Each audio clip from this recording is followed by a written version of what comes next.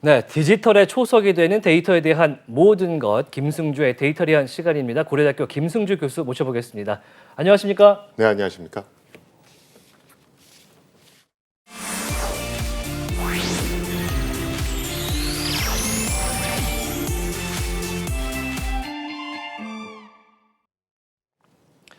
네, 정부가 디지털 정부화의 가속화를 위해서 행정기관과 공공기관에 대한 이 클라우드화 작업을 시작을 했고 2025년까지 이전 통합할 예정이라고 합니다. 현재는 지금 각 지자체라든지 부처에서 서버실을 갖고 거기다가 데이터를 저장하고 있는데 이제 클라우드에 저장을 하게 됩니다. 그러니까 오늘 클라우드가 무엇이고 안전성이 담보가 되는지 확인해 보도록 하겠습니다. 네, 정부가 얘기했던 이제 데이터의 클라우드화 시점이 2025년이었습니다. 100%로 전환하겠다 이렇게 목표치를 밝혔었는데 사실 얼마 남지 않았네요. 네, 그렇죠. 예, 이게 클라우드로 전환하는 이유가 뭡니까? 그러니까 많은 분들이 이제 클라우드 그러면 그거 뭐 데이터 인터넷에 저장해 놓는 거 아니야? 이렇게 생각하실 거예요. 그냥 저도 그렇게 그리고 생각합니다. 실제로 그 목적으로 가장 많이 쓰시죠. 예. 네. 그래서 우리가 보통 알고 있는 건 데이터를 외부에 저장해서 예. 어디서든지 사용할 수 있게끔 하겠다. 그렇죠. 활용도를 높이겠다. 그러니까 예. 웹하드 같은 거죠. 예. 그게 가장 초보적인 형태의 클라우드고요. 이게 이제 조금 더 나가면 우리가 여러 가지 쓰고 있는 컴퓨터 시스템 자원들이 있지 않습니까? 뭐 서버라든가 여러 가지 것들. 네. 그것 자체도 전부 다 클라우드에 올려서 빌려서 쓰는 개념으로 이용할 수가 있습니다. 네. 그럼 이제 어떤 효과가 있냐면 모든 시스템들은 클라우드에 있으니까 이용자가 많이 몰릴 때는 클라우드에 있는 컴퓨터 자원들을 좀 많이 빌려다 쓰고 네. 이용자가 좀 적을 때는 컴퓨터 시스템을 조금만 쓰고 그래서 그 이용률에 따라서 대금을 지불할 수가 있거든요. 네. 그러면 이제 여러 가지 비용을 절감할 수 있는 그런 효과도 있죠. 비용 절감 효과 있겠네요. 예, 그래서 정부에서는 이런 어떤 비용 절감 효과 그리고 데이터 활용도를 높이겠다. 이런 어떤 두 가지 관점에서 클라우드를 추진하고 있는 것으로 제가 압니다. 기존에는 왜 안 했어요? 못한 거죠. 기술이 없어서. 그게 이제 어떤 문제가 있냐면 아마 금융권에 계신 분들은 그걸 아실 텐데 네. 우리나라에는 망 분리 제도라는 게 있습니다. 네. 이게 뭐냐면 유명한 제도죠. 예, 금융권이나 정부 부처에 있는 그 건물 내부에 있는 전산 시스템들은 네. 인터넷과 연결을 끊어라. 네. 이게 망분리 정책입니다. 네. 왜냐하면 외부에서 해커들이 인터넷을 타고 자꾸 내부로 침투하니까 야 저거를 줄이려면 어떻게 하면 될까? 그럼 망을 끊어버리자 이렇게 생각을 한 겁니다. 망을 끊으니까 당연히 내부로 들어오는 해커의 수는 줄긴 줄겠죠. 네. 그런데 문제는 데이터 활용도 측면에서는 어렵죠. 빵점인 거죠.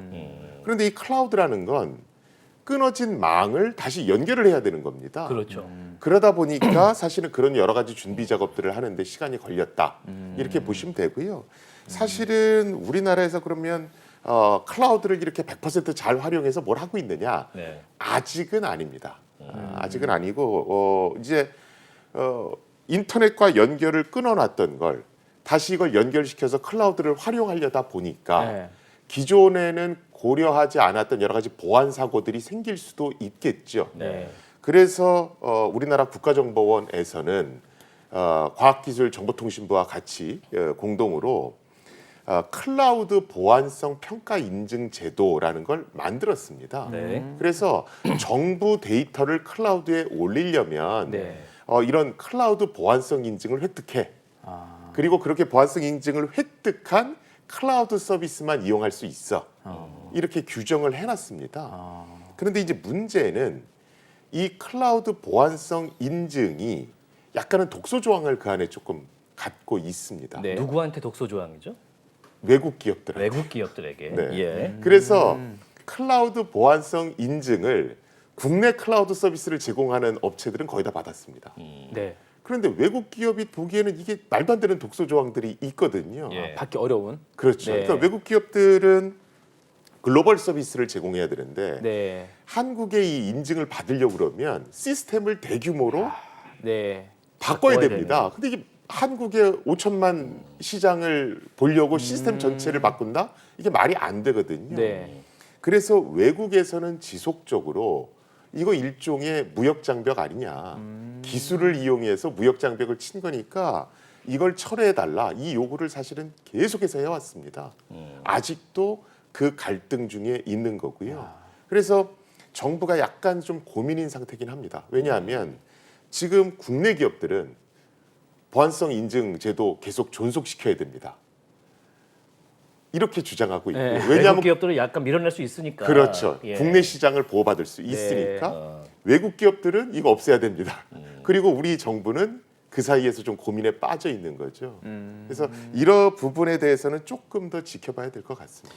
근데 일단은 이 클라우드로 전환하겠다는 얘기는 망분리라는 그 개념하고는 약간 상충되는 개념인 그렇죠. 거죠. 그렇죠. 아, 그러니까 기존의 망분리 제도도 조금 완화시켜야 되고 그러면- 지금 독소 조항을 갖고 있는 국내만의 클라우드 보안성 평가 인증 제도도 네. 사실은 조금은 뭐 수정이 불가피할 것으로 보여집니다. 아, 그러니까 사실 군사적인 게 글로벌적으로도 있었고. 글로벌적으로도 그 망분리라는 이런 흐름이 좀 바뀌는 추세인가요?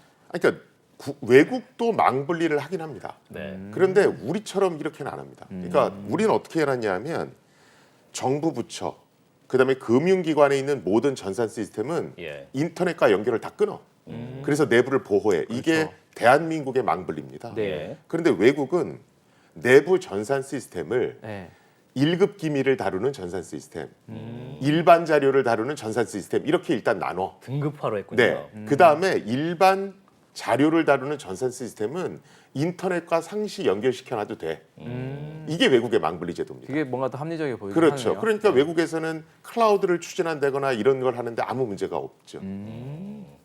그렇군요. 우리나라는 통신사도 그렇고 사실 방송국도 그렇고 인트라넷이라 그래서 그 안에만 쓸 수 있는 것들이 맞습니다. 분명히 있거든요. 맞습니다. 이걸 이제 클라우드화 시키려다 보니까 많은 문제가 생길 것 같은데 아까 좀 궁금해진 게 있는데 아까 그 독소 조항이라는 것들이 어떤 건지 조금 좀 자세히 듣고 싶거든요.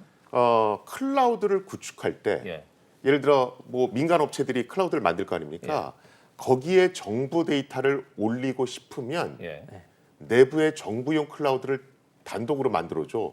뭐야 그건? 그러니까 말은 민간용 클라우드를 쓰는 거지만 예. 네. 그 속에 들어가 보면 정부용 클라우드가 따로 또 구축돼 있는 겁니다. 네. 그러니까 이제 외산 업체들은 야 클라우드라는 건 여러 자원을 공동으로 활용하자는 건데 한국의 5천만 시장을 위해서 정부용 클라우드를 따로 만들어 달라 그러면 네. 이게 말이 되는 거냐 이 얘기를 하고 있는 겁니다.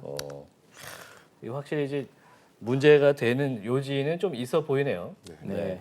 이제 클라우드화가 된다는 건 어찌됐든 간에 온라인에 다 올리겠다. 그리고 효율적으로 쓰겠다. 이런 목적이 상당히 있는 것 같은데 근데 걱정들이 이제 흔하게 있을 수 있는 게 클라우드라는 게 이제 인트라넷이 아니고 인터넷에 연결돼 있다 보니까 해킹도 될 수 있고 뭐 여러 가지 위험성에 많이 노출될 수 있다. 특히 우리는 이제 보안적인 요소를 굉장히 중시하는 특수성이 있는 나라이기 때문에 또 북한에 침입이 있을 수 있다. 그런 문제가 될 수 있을 것 같은데 어떻게 보십니까? 이제 클라우드라는 것 자체가 인터넷과 연결돼 있으니까 예. 당연히 보안 문제 생깁니다. 그리고 우리가 보통 뭐 방송국도 그렇고 회사도 가면 그 직원들만 그 시스템을 쓸 수 있잖아요. 그렇죠. 외부에서 출입 통제를 하니까. 예. 근데 클라우드는 똑같은 하드웨어 자원을 네. 여러 회사, 여러 사람들이 공유해서 쓰는 거거든요. 네. 그러다 보니까 보안 문제가 당연히 생길 수 있습니다. 당연한 문제다. 실제로 클라우드를 잘 활용하려면 우리가 보통 접근 통제라고 그래서 네. 해당 권한을 갖고 있는 사람만이 그 데이터라든가 아니면 전산 자원을 쓸 수 있게끔 해주는 네. 그런 어떤 보안 기술이 필수입니다. 네. 근데 문제는 이 클라우드 시스템 자체는 잘 구축돼 있는데 네. 이런 보안 설정이나 이런 것들을 좀 미숙하게 관리를 하는 바람에 사고가 나는 경우가 굉장히 많습니다. 실제로 저희 연구실에서 2019년에 이제 도구를 하나 만들었습니다. 네. 이 도구는 뭐냐면 전 세계에서 클라우드 서비스를 이용하는 앱들을 자동으로 수집을 하는 겁니다. 네. 네. 그때 저희가 한 400만 개 앱 앱을 자동으로 수집을 했고요. 그리고 이제 저희가 분석을 한번 해봤습니다. 분석을 한번 해봤더니 2,700개 이상의 앱에서 네. 굉장히 치명적인 문제들이 발견이 됐었어요. 네. 근데 어떤 문제냐면 그냥 그 클라우드에 들어가서 저장돼 있는 모든 데이터를 그냥 통으로 다 가져올 수 있는 정도의 치명적인 문제였습니다. 서버를 빼오는 수준의. 거의 그 수준이죠. 예. 그런데 더 심각한 것들은 이런 앱들이 이제 다운로드 횟수가 1억 다운로드 이상 되는 유니콘 기업의 앱들이 상당수 있었습니다. 그러니까 이름만 대면 알만한 그냥 국내도 그렇고 국외도 그렇고. 그런데 이렇게 1억 명 이상 되는 유니콘 기업 되면 그래도 어느 정도 돈도 있고 어떤 전문가들도 어느 정도 모았을 텐데 네. 그런데도 이런 문제들이 있는 거거든요. 그래서 사실은 클라우드 자체는 꽤 잘 만들어져 있지만 예. 이것을 제대로 안전하게 이용하는 것, 네. 그걸 이용해서 앱을 만드는 것 이런 것들은 또 다른 차원의 문제입니다. 그리고 더 또 재미난 것은 저희가 문제가 좀 심각하니까 저희가 이제 클라우드 서비스를 제공하는 그 메이저 업체들이 있죠. 네. 뭐 아마존도 있고 아마존. 마이크로소프트도 네, 있고 네. 구글도 있고 거기다 이제 연락을 했습니다. 그래서 당신네들 클라우드 서비스를 이용하는 앱이 이런 어떤 심각한 문제에 노출돼 있다. 그러니까 당신네들이 이거 통보를 해서 고치게 해줘야 될 것 같다. 네. 저희가 이렇게 문의를 했더니 이 외국계 업체들이 공통적으로 저희한테 어떤 보인 반응은 뭐였냐면 네. 그건 그 앱을 만든 기업체들의 문제고 우리의 문제는 아니다. 그래서 우리는 굳이 거기에 끼어들기는 싫다라는 식의 반응을 보였습니다. 그래서 사실은 클라우드가 잘만 쓰면 좋은데 네. 잘못 쓰면 굉장히 큰 피해를 노출시킬 수가 있고요. 네. 또 클라우드를 이용해서 사업을 하시려는 네. 여러 사업자분들도 해당 클라우드 서비스를 제공해주는 기업이 어디까지 책임을 질 거고 그걸 이용해서 서비스를 개발하는 우리 업체는 어디까지 책임을 지는 건지를 명확하게 조금은 규정해 놓으실 필요가 있습니다.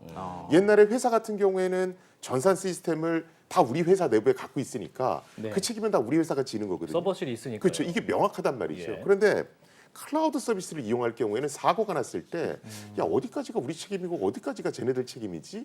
이게 굉장히 애매모호해지는 경우가 있습니다. 그렇겠네요. 예, 그래서 계약할 때 그런 것들도 좀 꼼꼼히 챙겨보시는 게 좋습니다.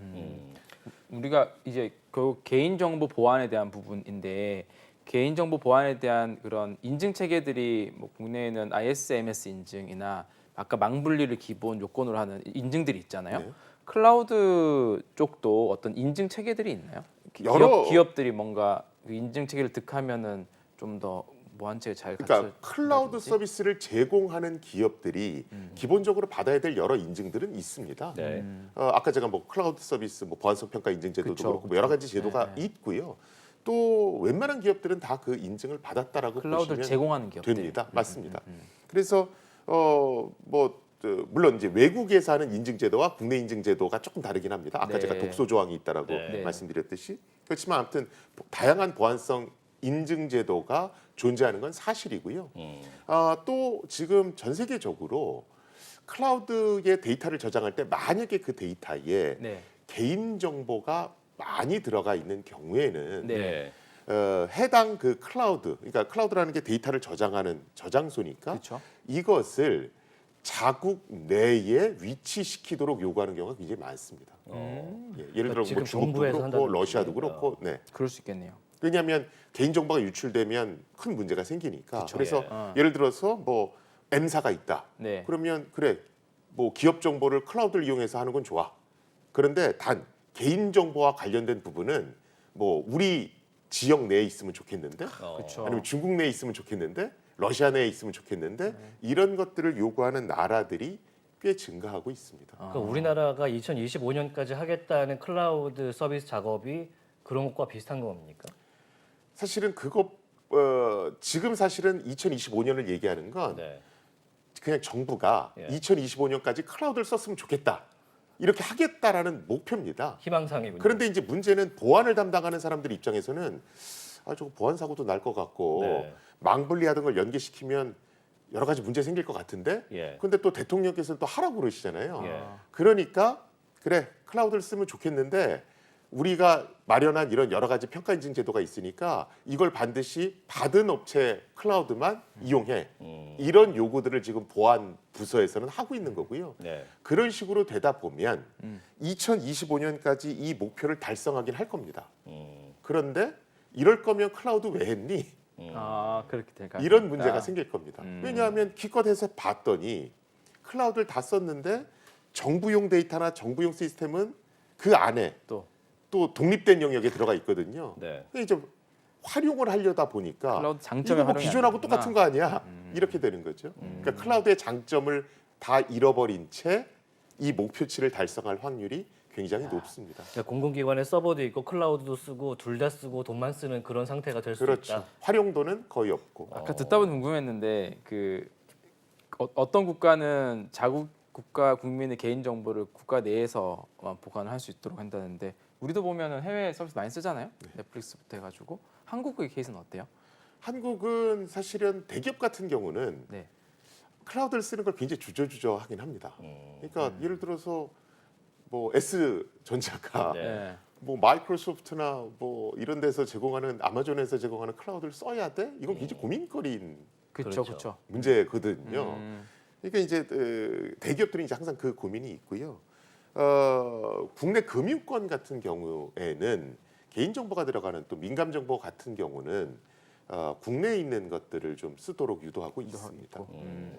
근데 그건 뭐 전 세계적인 추세가 약간 좀 그런 걸 보이고 있습니다. 네. 클라우드 서비스라는 게 사실 이제 업체에 있는 그 시스템과 설비를 이용하는 거지만 거기에 대한 보안이라든지 세팅은 이제 각자 그 가입한 회사가 하는 거지 않습니까? 그렇죠. 뭐 거기에 대한 보안 인증이라든지 혹은 개인이 쓸 때에 좀 더 안전하게 쓸 수 있는 방법 어떤 것들이 있을까요? 일단은 아까 제가 클라우드 서비스를 제공하는 업체는 예. 각종 보안성 인증을 받아서 우리는 이렇게 안전하게 합니다. 이걸 네. 좀 입증할 필요가 있고요. 클라우드 서비스를 활용해서 네. 앱이나 또 다른 어떤 서비스를 만드는 기업. 네. 여기서는 클라우드의 여러 가지 보안 설정 관리를 잘 해서 접근 통제가 제대로 이루어질 수 있도록. 접근 그래서 통제가? 내부에 네. 있는 데이터가 다 털리지 않도록 조심하는 게 필요합니다. 네. 그리고 개인들 입장에서는 보통 개인들은 데이터 저장소 용도로 클라우드를 많이 쓰고 계실 거예요. 그렇죠. 그런데 가끔 TV 같은 거 보면 뭐 제가 이런 거 한 거 아니고요. 제 클라우드가 털려서 뭐 사진이 유출됐습니다. 연예인분들 이런 얘기 하시는 경우가 되게 많거든요. 너무 네. 많죠. 해킹입니다. 뭐 이런 거요. 예. 네. 그런데 사실은 연예인 분들이나 방송하시는 분들이 해킹당했습니다라고 방송이 나오면 네. 예. 한번 의심해 보실 필요가 있어요. 뭐냐면 해킹을 당했다라면 피해가 광범위하게 일어나야 됩니다. 네. 예를 들어 뭐 페이스북이 해킹당했다, 클라우드가 해킹당했다. 네. 그러면 모든 이용자들이 그 피해를 봐야 되거든요. 이 사람만 보는 게 아니고. 그런데 그렇죠. 예. 대부분 방송하시는 분들이 해킹됐습니다. 그러면 그분만 피해를 보는 경우가 많습니다. 놀랍게도요. 그렇죠. 예. 그래서 그건 사실은 해킹이라기보다는 비밀번호 관리를 잘못해서 비밀번호가 도용당한 겁니다. 유출 도용되는 거죠. 그렇죠. 그러니까 그 개인한테만 피해가 나는 거거든요. 네. 그래서 지금 클라우드를 데이터 저장 공간으로 쓰시는 분들이 굉장히 많은데 요새는 클라우드도 대용량화돼 있고 워낙 많은 정보가 올라가다 보니까 단순히 비밀번호 정도만 설정해 놓지 마시고 네. 이중 인증을 같이 좀 켜두시는 게 좋습니다. 이중 인증. 그렇죠. 우리 보통 보면 비밀번호 치고 뭐 SMS 문자라든가 아니면 OTP 같은 걸로 또 한 번 인증을 거치는 거 네. 있지 않습니까? 네네. 이런 이중 인증을 적어도 클라우드 서비스에 있어서는 꼭 이렇게 켜놓으시는 게 보안에는 도움이 될 듯합니다. 최소한 온라인 저장 장치를 사용할 때만큼이라도 이중 인증을 꼭 사용해라. 맞습니다. 네, 오늘 말씀 감사합니다. 자, 오늘 클라우드에 대한 안정성, 클라우드의 정부의 2025년 정책까지 알아봤습니다. 고려대학교 정보보호대학원의 김승주 교수와 함께 이야기 나눠봤습니다. 말씀 고맙습니다. 네, 감사합니다.